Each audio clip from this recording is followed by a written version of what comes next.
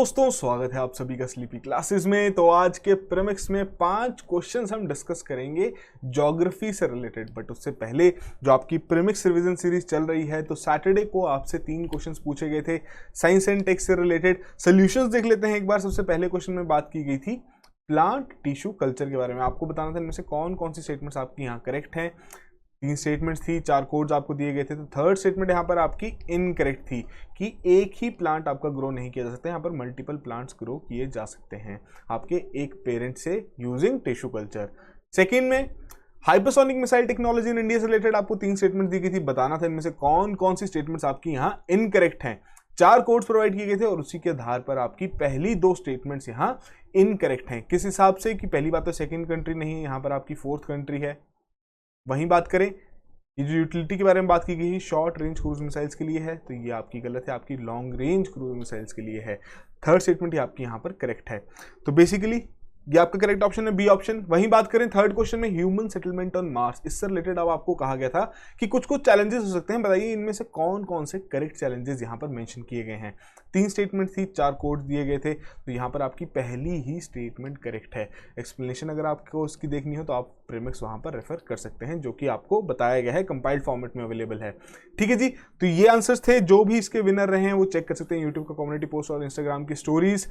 जिन्होंने भी सबसे पहले करेक्ट सीक्वेंस में अपनी ईमेल आईडी का आंसर पोस्ट किया होगा वो यहाँ पर विनर रहे होंगे। तो शुरुआत करते हैं आज के प्रीमिक्स की पहले क्वेश्चन के साथ, जहां पर आपको 4 ऑप्शंस दी गई हैं। ठीक है जी, अब आपको बताना है किसे कंसिडर किया जाता है एज अ प्लूटोइड्स, और उसी के चलते 4 कोड्स आपको यहाँ प्रोवाइड किए गए हैं, सीरिस, एरिस, मेक, ह्यूमे। ये हैं आपके 4 ऑप्शंस। थोड़ा सोचिए इसके बारे में। प्लूटोइड्स का कॉन्सेप्ट अगर आपको पता होगा तो काफी इजीली आप इस क्वेश्चन को सॉल्व कर सकते हैं। थोड़ा सोचिए, करेक्ट ऑप्शन मार्क कीजिए, डिस्कस करते हैं फिर इस क्वेश्चन को।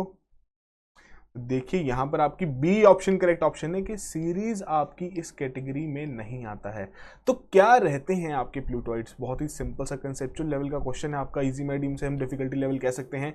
तो जो आपका इंटरनेशनल एस्ट्रोनॉमिकल यूनियन है, तो उन्होंने ये टर्म यहाँ पर कॉइन की थी प्लूटोइड्स 2008 में, जिसके चलते ये कहा गया कि ये जो टर्म है ये उन ऑब्जेक्ट्स के लिए यूज की जाएगी, उन सेलेस्टियल ऑब्जेक्ट्स के लिए यूज की जाएगी जो कि प्लूटो जैसे दिखते हैं और वो नेपच्यून से भी आगे हैं।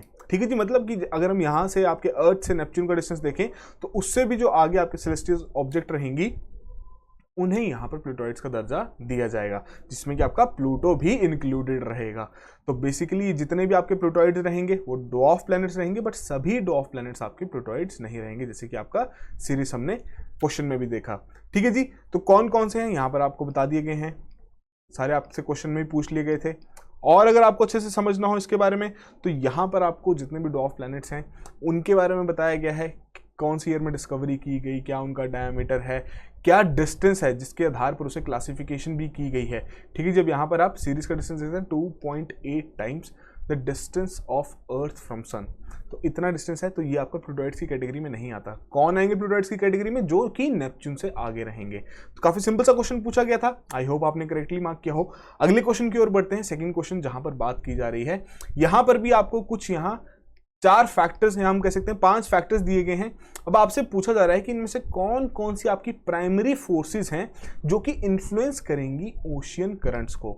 तो स्ट्रेट फॉरवर्ड आपका एनसीईआरटी से क्वेश्चन ये तैयार किया गया है। अगर आपने एनसीईआरटी जस्टिस पढ़ी है, बहुत सिंपली आप इस क्वेश्चन को सॉल्व कर सकते हैं। थोड़ा सोचिए इसके बारे में, करेक्ट ऑप्शन मार्क कीजिए, फिर डिस्कस करते हैं इस क्वेश्चन को। तो देखिए यहां पर आपकी सैलिनिटी को छोड़ के बाकी सारी ऑप्शंस करेक्ट हैं। अब अगर आप की टर्म यहां पर देखें तो वो बात की जा रही है प्राइमरी फोर्सेस के बारे में। ठीक है जी, कि प्राइमरी फोर्सेस बतानी है। अब एनसीईआरटी में आपके इसी तरीके से क्लासिफिकेशन की गई है प्राइमरी और सेकेंडरी फोर्सेस जो कि इन्फ्लुएंस करती हैं आपकी ओशन करंट्स को। ठीक है जी, ओशन करंट्स आपके किस तरीके से होते हैं? रिवर फ्लो इन ओशियंस, और ये आपके रिप्रेजेंट करते हैं regular volume of water in a definite path and direction. तो यहाँ पर 2 तरीके की फोर्सेस रहती हैं जो कि इन्फ्लुएंस करती हैं आपकी ओशन करंट्स को। पहली कौन सी प्राइमरी फोर्सेस रहेंगी? जो कि इनिशिएट करेंगी आपकी वाटर की मूवमेंट को, और सेकेंडरी फोर्सेस वो रहेंगी जो कि आपके इन्फ्लुएंस करेंगे करंट्स को फ्लो करने के लिए। ठीक है जी, तो प्राइमरी फैक्टर्स में कौन कौन से आएंगे? जो हीटिंग हो रही है सोलर एनर्जी की वजह से, विंड आपका प्राइमरी फैक्टर है, ग्रेविटी आपकी प्राइमरी फैक्टर है, कोरियोलिस फोर्सेस भी आपकी प्राइमरी फैक्टर है। और वही अगर आप क्वेश्चन में यहां देखें कि बेसिकली ये सभी चीजें आपकी यहां इंक्लूड की गई हैं। फ्रिक्शन आपका किस तरीके से है कि वो आपका विंड के अंदर कैटेगरी के अंडर आएगा। ठीक है जी। अब बात करें किस तरीके से आपके ये सभी फैक्टर्स इन्फ्लुएंस करते हैं। तो जो आपकी हीटिंग होती है सोलर एनर्जी की वजह से, उसकी वजह से आपका वाटर एक्सपैंड करता है, इसीलिए जो आपका इक्वेटर के पास का जो ओशन रीजन है वहां पर वो 8 सेंटीमीटर हायर देखा जाता है then the level in the middle latitudes. अब इसकी वजह से एक बहुत ही स्लाइट ग्रेडियंट वहां पर क्रिएट हो जाता है, जिसकी वजह से अगर स्लोप क्रिएट हो जाएगा तो वाटर भी उसी स्लोप के आधार पर फ्लो करेगा। ठीक है जी। वैसे आपकी जब विंड ब्लो करेगी, विंड्स का भी यहाँ पर आपको लॉजिक दे दिया गया है। ग्रेविटी के बारे में आपको यहाँ पर बता दिया गया है that it will tend to pull the water down the pile and create gradient variation. Coriolis force के बारे में आपको यहाँ पर बता दिया गया है किस तरीके से जो आपके नॉर्दर्न हेमिस्फीयर और सदर्न हेमिस्फीयर में जो वाटर की डायरेक्शन की मूवमेंट्स रहती हैं उसको किस तरीके से अफेक्ट करती है। ठीक है जी। तो काफी सिंपल सा क्वेश्चन था, आई होप आपने इसको करेक्टली मार्क किया हो। अगले क्वेश्चन की ओर बढ़ते हैं। ड्रावा दनूबे, मूरा ड्रावा दनूबे बायोस्फीयर रिजर्व। अब इससे रिलेटेड आपको यहाँ पर 3 स्टेटमेंट्स दी गई हैं। आज के ही 2 मिनट सेशन में टॉपिक डिस्कस किया गया है। 4 कोड्स आपको यहाँ प्रोवाइड किए गए हैं। पहले में कह रहे हैं ये स्ट्रेच करता है cross Austria, Slovakia, Croatia, Hungary and Serbia. Second में कह रहे हैं दुनिया का पहला 5 कंट्री बायोस्फीयर रिजर्व है, और थर्ड में कह रहे हैं इसे अमेजॉन ऑफ यूरोप भी कहा जाता है। तो ये 3 स्टेटमेंट्स हैं, आज ही आपका टॉपिक डिस्कस किया गया है। थोड़ा सोचिए इसके बारे में, करेक्ट ऑप्शन मार्क कीजिए। डिस्कस करते हैं फिर इस क्वेश्चन को। तो देखिए यहां पर आपकी करेक्ट ऑप्शन है सेकंड और थर्ड की। पहली बात ये आपका स्लोवाकिया इसमें इंक्लूडेड नहीं है, इसमें आपका स्लोवेनिया है। ठीक है जी। एक्सप्लेनेशन देख लेते हैं। तो बेसिकली यूनेस्को ने डेजिग्नेट की है मूरा ड्रावा दनूबे, जो कि एक आपका बायोस्फीयर रिजर्व है, कि दुनिया का पहला 5 कंट्री बायोस्फीयर रिजर्व रहेगा। 5 कंट्रीज से मतलब क्या हुआ कि जो इसकी बाउंड्री है वो आपकी 5 कंट्रीज को कवर करती है। जो रीजन से कवर करता है उसमें आपकी 5 कंट्रीज का लैंड आता है। ठीक है जी।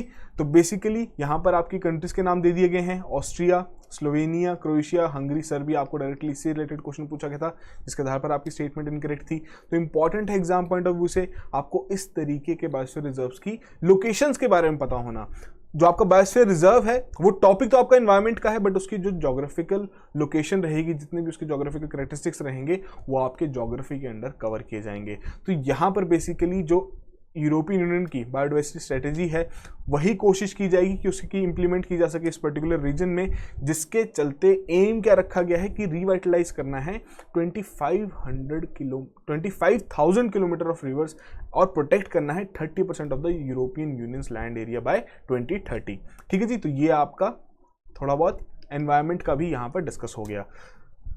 एक बार मैप देख लेते हैं किस तरीके से जो आपका बायोस्फीयर रिजर्व ये 5 कंट्रीज में है। तो आप यहां देख सकते हैं जो आपका शेडेड ग्रेइश सा रीजन है ये आपका बायोस्फीयर रिजर्व है, और सभी कंट्रीज की बाउंड्रीज के अलाउंग ये लाई करता है। तो आई होप आपने इसको करेक्टली मार्क किया हो। अगले क्वेश्चन की ओर बढ़ते हैं। 4th क्वेश्चन ट्राइब डिस्कस कर लेते हैं। तो बोंडा ट्राइब से रिलेटेड आपको यहाँ पर 4 स्टेटमेंट्स दी गई हैं। पूछा जा रहा है इनमें से कौन कौन सी स्टेटमेंट्स आपकी करेक्ट हैं। पहले में कह रहे हैं the Bonda are a Munda ethnic group, जो कि आपके आइसोलेटेड हिल रीजन्स में रहते हैं of the Malkangiri district in Odisha. Second में कह रहे हैं कि ये जो आपके 21 पर्टिकुलरली वल्नरेबल ट्राइबल ग्रुप्स हैं, पीवीटीजीज जिन्हें हम कहते हैं, तो उनमें से आपका एक ये इस तरीके का ट्राइबल ग्रुप है जो कि उड़ीसा में है। थर्ड में कह रहे हैं ये आपके माने जाते हैं they are the first forest settlers in India. और फोर्थ में कह रहे हैं जो आपकी बॉन्डा सोसाइटी है वहां पर विमेन एंजॉय करती हैं प्रिविलेज्ड पोजीशन। तो ये आपको 4 स्टेटमेंट्स दी गई हैं पर्टिकुलर ट्राइब से रिलेटेड। थोड़ा सोचिए इसके बारे में, करेक्ट ऑप्शन मार्क कीजिए, फिर डिस्कस करते हैं इस क्वेश्चन को। तो देखिए पहली स्टेटमेंट तो बहुत इजीली आप यहां पर बता सकते थे कि ये करेक्ट है। अब यहां पर आपकी गलत किस तरीके से आपको कंफ्यूज किया जा सकता है कि डिस्ट्रिक्ट का नाम आपको कोई और दे दिया गया हो। तो इस तरीके के बहुत छोटे छोटे फैक्ट्स भी आपके लिए इंपॉर्टेंट रहते हैं। सेकंड में बात करते हैं फैक्ट्स के बारे में ही। तो सेकंड स्टेटमेंट आपकी इनकरेक्ट क्यों है? क्योंकि यहां पर आपके 21 ये नंबर नहीं है पीवीटीजीज का उड़ीसा में, ये आपके सिर्फ 13 ही हैं। ठीक है जी। तो यहां पर आपका फैक्ट के आधार पर स्टेटमेंट गलत आती है। बाकी 2 स्टेटमेंट्स थर्ड और फोर्थ आपके यहां बिल्कुल करेक्ट हैं। और बोंडा सोसाइटी के बारे में बहुत ही खास पॉइंट क्या है, मैट्रियार्कल सोसाइटी है। ठीक है जी। वहां पर जो विमेन है वो एंजॉय करती हैं प्रिविलेज पोजीशन। तो बेसिकली यहां पर आपकी सेकंड स्टेटमेंट को छोड़कर बाकी सभी स्टेटमेंट करेक्ट थी, उसी के आधार पर ए ऑप्शन करेक्ट ऑप्शन है। ठीक है जी। तो ये चीजें तो हम डिस्कस कर ही चुके हैं। और खास बात जो इसके बारे में यही थी, जो आपकी जो विमेन्स है वहां जो विमेन है कि वो प्रिविलेज पोजीशन वहां पर एंजॉय करती हैं। किस तरीके से कि पहली बात प्राइमरी वर्कर्स रहती हैं, फूड वो प्रोवाइड करती हैं कम्युनिटी को, और साथ के साथ जब वो अपना कोई वर चुनती हैं तो वो भी उनके पास पूरा ऑप्शन रहता है, and they prefer to marry at least 5 to 10 years younger, ताकि जब वो बूढ़े हो जाएं तो वो उन्हें प्रोवाइड कर सकें। ठीक है जी, तो काफ़ी खास पॉइंट है इस ट्राइब से रिलेटेड। आई होप आपने इसको करेक्टली मार्क किया हो। अगले क्वेश्चन की ओर बढ़ते हैं। 5th क्वेश्चन में पायरोक्सिन से रिलेटेड आपने जरूर सुना होगा, कहीं ना कहीं आपसे पूछी गई हैं 2 स्टेटमेंट्स। बताना है इनमें से कौन सी स्टेटमेंट इनकरेक्ट है। पहले में कह रहे हैं ये फॉर्म करता है 10% ऑफ द अर्थ क्रस्ट, और सेकंड में कह रहे हैं जो आपका अपर मेंटल है अर्थ का, उसमें बेसिकली आपके ओलिविन और पायरोक्सिन ही अवेलेबल हैं। तो ये आपकी 2 स्टेटमेंट्स हैं। थोड़ा सोचिए इस पर्टिकुलर पायरोक्सिन मिनरल के बारे में, करेक्ट ऑप्शन मार्क कीजिए, फिर डिस्कस करते हैं इस क्वेश्चन को। देखिए यहां दोनों की दोनों स्टेटमेंट्स आपकी करेक्ट हैं, बट पूछी गई थी इनकरेक्ट, तो आपकी डी ऑप्शन करेक्ट ऑप्शन हो गई। ठीक है जी, तो पायरोक्सिन्स के बारे में बात करें, बेसिकली ये आपका एक ग्रुप है इंपॉर्टेंट रॉक फॉर्मिंग आइनोसिलिकेट मिनरल्स का, जो कि किस में पाए जाते हैं, इग्नियस और मेटामॉर्फिक रॉक्स में। ठीक है जी, अब ये आपके जो फैक्ट की बात करें, जैसे कि हमने स्टेटमेंट में देखा 10% of the earth crust basically आपका फॉर्म करते हैं, और ये आपकी जो upper mantle of the earth है वहां पर पाए जाते हैं। अब बेसिक सी बात करें कि क्यों हम इसके बारे में डिस्कस कर रहे हैं, क्या इसका यूज है, तो बेसिकली जो आपके इस तरीके के मिनरल्स हैं जेम मटेरियल्स की तरह इन्हें यूज किया जाता है, बट बहुत ही रेयर इंस्टेंसेस में जहां पर उनका बहुत ही अट्रैक्टिव कलर हो या फिर क्लैरिटी हो। जेडाइट, डेप्साइड, ये आपके कुछ कुछ इंपॉर्टेंट जेम मटेरियल्स हैं जो कि पायरोक्सिन से ही ड्राइव किए जाते हैं। इमेज देख लेते हैं तो आपकी इस तरीके का आपका ये पायरोक्सिन दिखता है। ठीक है जी, अब एक और खास बात है इसके बारे में कि इसका नाम इस तरीके से क्यों रखा गया, ग्रीक नाम से ये ड्राइव किया गया है पायरोक्सिन। तो बेसिकली ये नाम इसका इसलिए रखा गया क्योंकि इसकी जो प्रेजेंस है वॉल्केनिक लावाज में, तो इसलिए जो इसके क्रिस्टल्स हैं उस वॉल्केनिक ग्लास में, तो वो भी वहां पर पाए जाते हैं, इसलिए वो फायर की तरह वो दिखता है उसमें, और वहीं से आपका नाम लगाया गया है इसमें फायर स्ट्रेंजर्स। ठीक है जी, तो आई होप आपने इसको करेक्टली मार्क किया हो। तो ये थे आज के हमारे 5 क्वेश्चंस। काफ़ी सिंपल क्वेश्चंस पूछे गए थे, कुछ कंसेप्चुअल क्वेश्चंस थे, कुछ फैक्चुअल क्वेश्चंस थे। तो जो भी आपका स्कोर रहा है कमेंट बॉक्स में ज़रूर मेंशन कीजिए, और इसी तरीके से रेगुलरली इस इनिशिएटिव को फॉलो करते रहिए। कुछ ही समय बचा है प्रीलिम्स एग्जामिनेशन के लिए, जितनी ज़्यादा आप प्रैक्टिस करेंगे उतना ही बेहतर आपके लिए रहेगा, उतनी ही चीज़ें आप रिटेन कर पाएंगे, और उसी कॉन्फिडेंस के साथ आप एग्जाम हॉल में एंटर भी कर पाएंगे। उसी के लिए हमने शुरू की है प्रीमिक्स रिवीजन सीरीज, जिसमें आपसे 3 क्वेश्चंस पूछे जाते हैं पुराने प्रीमिक्स से। सिलेबस आपको एक दिन पहले ही एडवांस में दे दिया जाता है।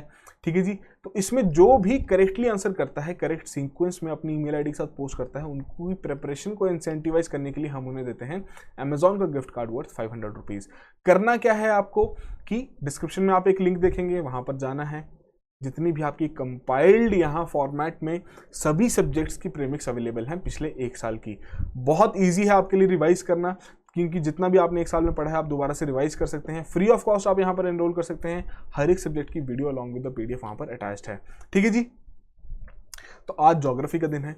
3 क्वेश्चन देखेंगे जो कि आपको पहले सिलेबस बता दिया गया था। तो पहले क्वेश्चन की शुरुआत करते हैं। एंटी हेल्स गन आपने जरूर सुना होगा और हमने डिस्कस भी किया है। 3 स्टेटमेंट्स आपको यहां दी गई हैं, बताना है इनमें से कौन कौन सी यहां पर करेक्ट हैं। ठीक है जी, 4 कोड्स आपको यहां प्रोवाइड किए गए हैं। बहुत सिंपल सा क्वेश्चन आपसे यहां पूछा गया है, करेक्ट ऑप्शन मार्क कीजिए। अगले क्वेश्चन की ओर बढ़ते हैं। R2 पूछ रहे हैं राइट बैंक ट्रिब्यूटरीज कौन कौन सी हैं गंगा की। तो यहां पर भी आपको 5 ऑप्शंस दी गई हैं, यमुना, सोन, पुनपुन, दामोदर, कोसी। 4 कोड्स प्रोवाइड किए गए हैं, बताइए इनमें से कौन कौन सी करेक्ट हैं। R3 देखते हैं, तो यहां पर आपको कुछ स्टेटमेंट्स दी गई हैं, आपको बताना है कौन सी लेक के बारे में यहां पर बात की जा रही है। 4 ऑप्शन दी गई हैं, Manasbal lake, Dal lake, Wular lake, Mansar lake, और ये रही आपकी 4 स्टेटमेंट्स। तो हर एक स्टेटमेंट को अच्छे से पढ़िए, एलिमिनेशन मेथड यूज कीजिए, बहुत इजीली आप इस क्वेश्चन को सॉल्व कर सकते हैं। तो ये थे आपके 3 क्वेश्चंस जो कि पुराने प्रीमिक्स से हैं और आपकी प्रीमिक्स रिवीजन सीरीज का पार्ट हैं। आंसर कीजिए इनका सबसे पहले। और अगर हम बात करें कल के बारे में, तो कल आपका हिस्ट्री का दिन है। तो उसी तरीके से जो हम अगस्त और सितंबर के प्रीमिक्स आपके रिवाइज कर रहे हैं, तो कल भी आपको यही रिवाइज करके आना है, ताकि जो 3 क्वेश्चन कल आपसे पूछे जाएंगे उनका आप आंसर कर सकें। और अब जैसे कि आपको पता ही है कुछ ही समय बचा है, तो अभी आपके लिए सबसे ज़्यादा बेनिफिशियल चीज़ क्या है, ज़्यादा से ज़्यादा प्रैक्टिस करना है। प्रेफरेबली जो आपका एग्जाम टाइमिंग का स्लॉट है उसी टाइम में प्रिपेयर करना। तो उसमें आप क्या कर सकते हैं कि टेस्ट लगाइए, जितनी ज़्यादा FLTs लगाएंगे उतना ही ज़्यादा आपका बेनिफिट रहेगा। और उसी के लिए हमने आपके लिए 10 FLTs का कॉम्बो भी प्रोवाइड किया है, जो कि आप वेबसाइट पर जाके चेक कर सकते हैं। आपकी कोई भी क्वेरीज रहे इस FLT से रिलेटेड, आप हमें कॉल कीजिए, हम पूरी कोशिश करेंगे आपकी हर एक क्वेरी को यहाँ पर रिजॉल्व करने की। That will be all the very best, have a good night.